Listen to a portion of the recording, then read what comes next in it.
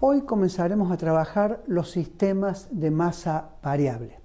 Hasta ahora hemos aplicado la segunda ley de Newton de la siguiente manera para sistemas donde la masa no cambia.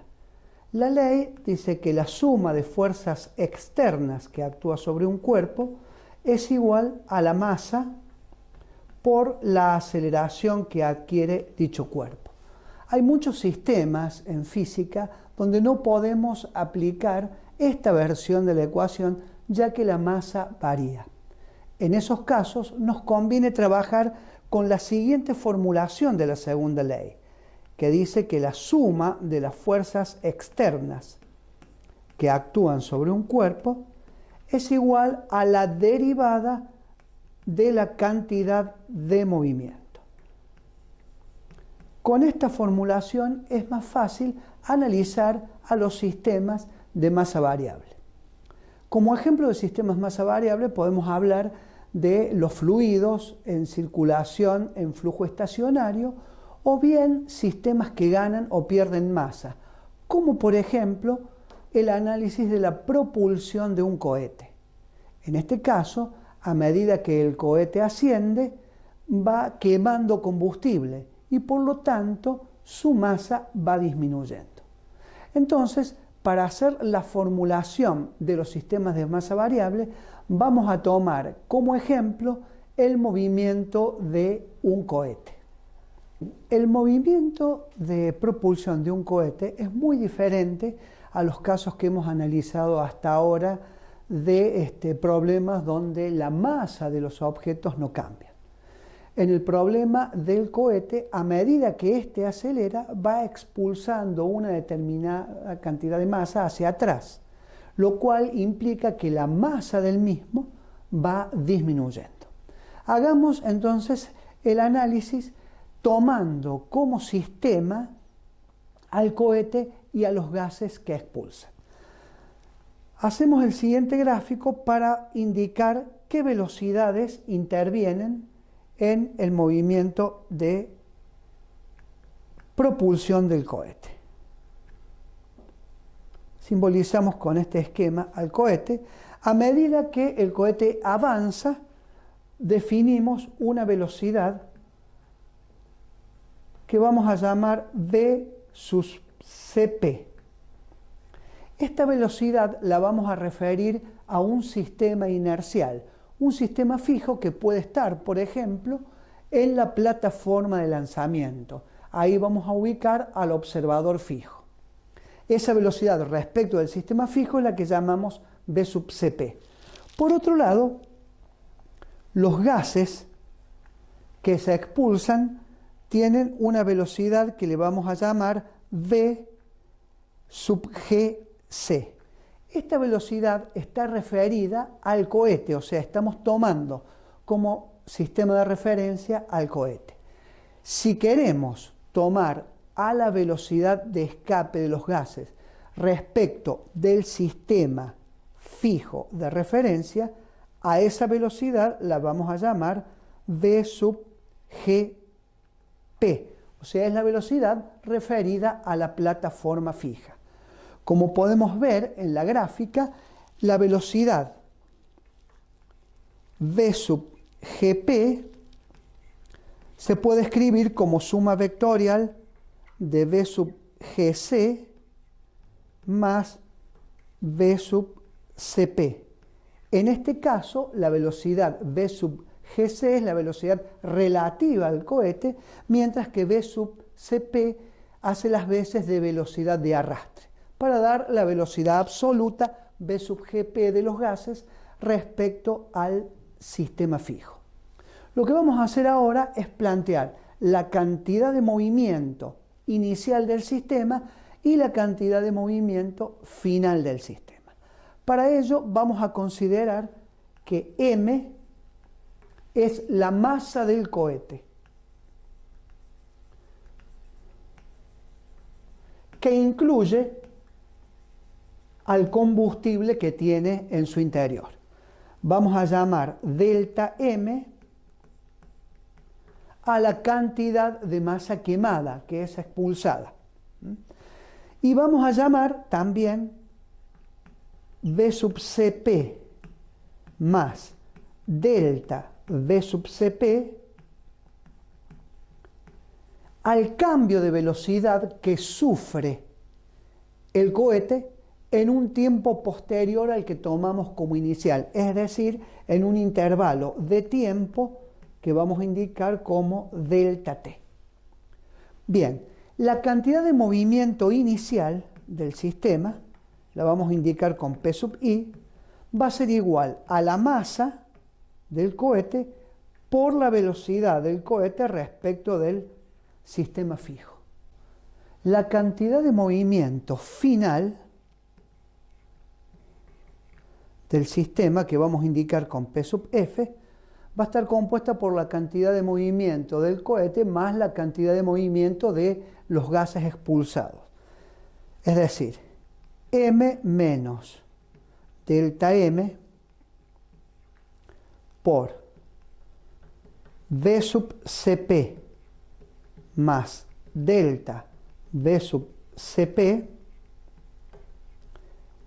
es la cantidad de movimiento del cohete en un tiempo delta t, posterior al que hemos tomado como inicial, más la cantidad de movimiento de los gases quemados, que es delta m por V sub Gp. Bien, reemplazando a la velocidad V sub Gp por V sub Gc más la velocidad de arrastre, que es V sub Cp, que es la del cohete respecto al sistema fijo, la cantidad de movimiento final queda expresada de la siguiente manera: m menos delta m por V sub Cp más el incremento de velocidad delta V sub Cp más delta m, y reemplazamos a V sub Gp por la suma que tenemos más arriba, o sea, V sub Gc, que es la velocidad relativa de los gases respecto del cohete, más la velocidad de arrastre que viene dada por V sub Cp. Distribuyendo y operando en cada uno de los paréntesis, obtenemos la siguiente expresión.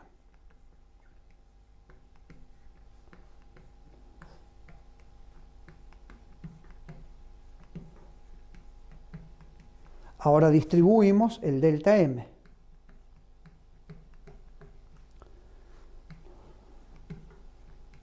Delta m por V sub Cp menos delta m por delta V sub Cp más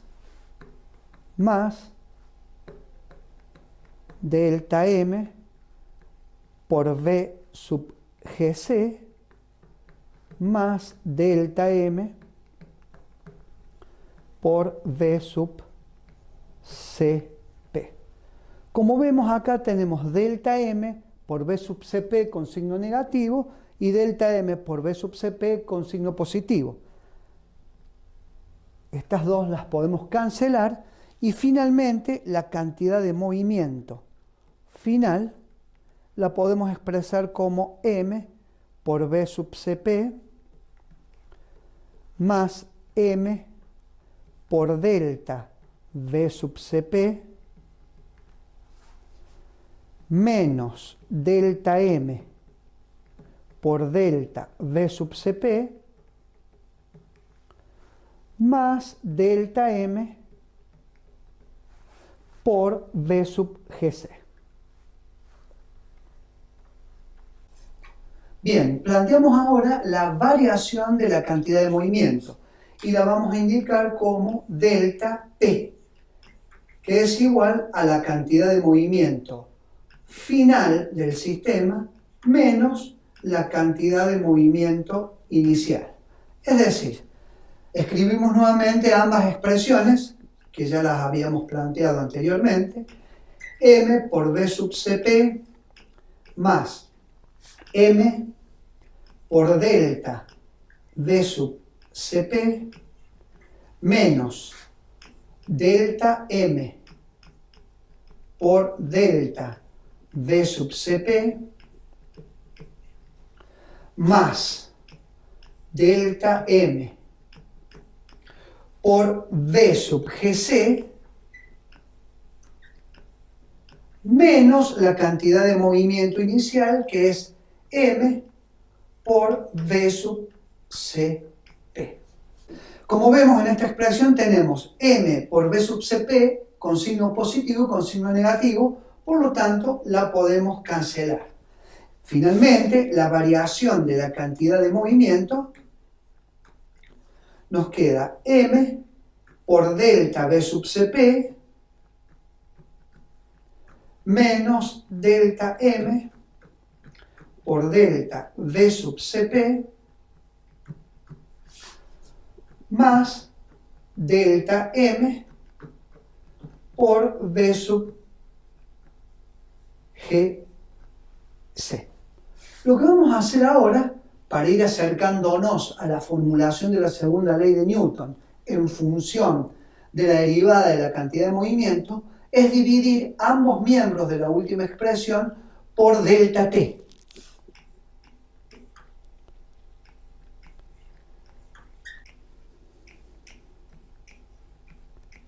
En el segundo miembro, el delta t lo podemos distribuir en cada uno de los sumandos. M por delta v sub cp sobre delta t menos delta m por delta v sub cp sobre delta t más delta m sobre delta t por v sub gc. Y lo que hacemos ahora es tomar límite para delta t que tiende a 0, y por la definición de derivada, ese límite va a ser la derivada de la cantidad de movimiento respecto al tiempo. Es decir, la expresión nos queda derivada de p respecto de t igual al límite para delta t que tiende a 0 de delta p sobre delta t. En el segundo miembro tenemos una suma, entonces el límite de una suma es igual a la suma de los límites. Entonces, tomando límite en cada uno de los sumandos, llegamos a esta expresión. Límite para delta t tiende a 0 de m por delta v sub cp sobre delta t menos el límite para delta t que tiende a 0 de delta m por delta v sub cp sobre delta t más el límite para delta t que tiende a 0 de delta m sobre delta t por v sub gc. El término que tiene signo negativo, en el numerador tenemos un infinitésimo de segundo orden. Por lo tanto, el límite, cuando delta t tiende a 0, da 0. Por lo tanto, esta cantidad es 0. Los otros dos límites responden a la definición de derivada. Por lo tanto, nos queda la siguiente expresión. Es decir, la derivada de p respecto de t nos queda m por la derivada de B sub Cp respecto de T más derivada de M respecto de T por B sub Gc. Y esa es la expresión de la cantidad, de la derivada de la cantidad de movimiento. Ahora la vamos a relacionar por la segunda ley de Newton con la suma de fuerzas externas. Bien, vamos a escribir entonces la formulación de la segunda ley de Newton en función de la derivada de la cantidad de movimiento. Es decir, la suma de las fuerzas externas es igual a la derivada de la cantidad de movimiento con respecto al tiempo. Es decir, sumatoria de fuerzas externas que actúan sobre el sistema y reemplazamos a la derivada de la cantidad de movimiento por la expresión que escribimos antes. Es decir, m por la derivada de b sub cp respecto al tiempo más la derivada de m respecto de t por b sub g b sub gc. Borrar acá. Bueno, era al revés la letra. B sub GC. Espera. Bien. Arranca donde decís por y ahí escribís. Bien. Por V sub GC, que es la velocidad relativa de los gases respecto al cohete. Una aclaración. El diferencial de masa, que es la cantidad de masa de gases quemados, es igual a la pérdida de masa de combustible.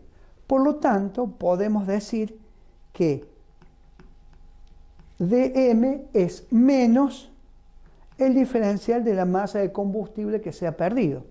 Por lo tanto, si reemplazamos en la última expresión, bien, haciendo el último reemplazo, dejamos todo expresado en función de la masa del cohete, es decir, m por la derivada de b sub cp respecto de t menos derivada de m respecto de t por b sub gc. Reacomodando los términos, llegamos a la siguiente expresión. Sumatoria de fuerzas externas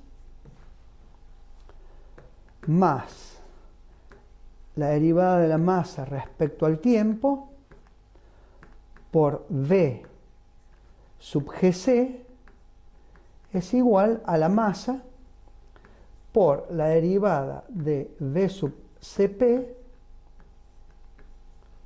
respecto al tiempo. Esta sería la expresión equivalente de la segunda ley de Newton para el caso de sistemas de masa variable.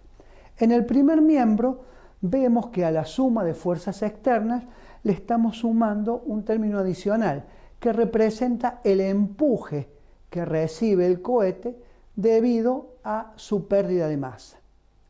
Si la masa fuese constante, este término no lo incluiríamos en la sumatoria en el primer miembro y nos quedaría la expresión de la segunda ley de Newton para sistemas de masa constante. O sea, que en los sistemas de masa variable siempre anexamos un término que tiene unidades de fuerza que aparece debido al cambio de masa del sistema. Como aclaración, en el análisis de estos sistemas de masa variable, lo hemos hecho analizando ese cambio de masa desde el punto de vista clásico, o sea que el sistema gana masa o pierde masa. No tenemos en cuenta el enfoque relativista, es decir, que la masa cambia con la velocidad. Ese tipo de enfoque se ve en los cursos de física moderna. Por lo tanto, Todo cambio de masa que sufra el sistema es debido a un agregado de masa o bien a una pérdida de masa.